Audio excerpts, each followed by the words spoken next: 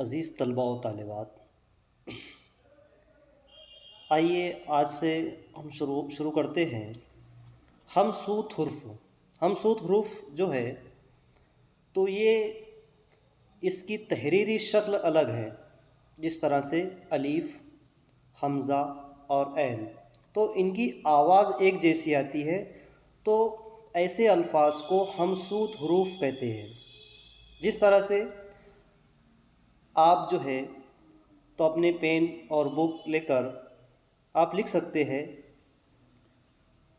الف، حمزہ اور عین، یہ ہمسوت آواز ہے، ان کی آواز ایک جیسی آتی ہے۔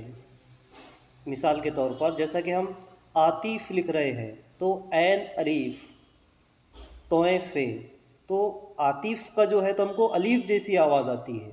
اسی طرح سے تے اور توئیں، تے اور توئیں، مثال جیسا کہ ہم تو لکھ رہے ہیں یا تونگر لکھ رہے ہیں اور تلاطم لکھ رہے ہیں، تو تلاطم میں توئیں کی آواز اور تونگر میں تے کی آواز، یہ ایک جیسی آواز رہتی ہے لیکن لکھنے کی شکل بدل جاتی ہے، جسے ہم تحریری شکل کہتے ہیں۔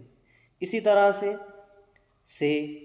سین، صاد، ان کی بھی ایک جیسی آواز آتی ہے۔ اسی طرح زال، زے، زوئیں اور زوات، ان کی بھی ایک جیسی آواز آ رہی ہے، ان کی بھی ایک جیسی آواز ہے۔ پھر اسی طرح سے غین، گاف، ان کی بھی آواز ایک آتی ہے، لکھنے کی شکل بدل جاتی ہے۔ کاف، چھوٹی کاف اور بڑی کاف، یہ دونوں دیکھے ہم نے۔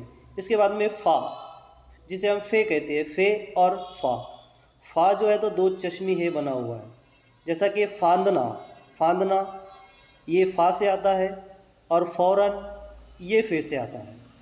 اسی طرح خے اور خا، یہ دونوں کی بھی آواز ایک ہی آواز آتی ہے۔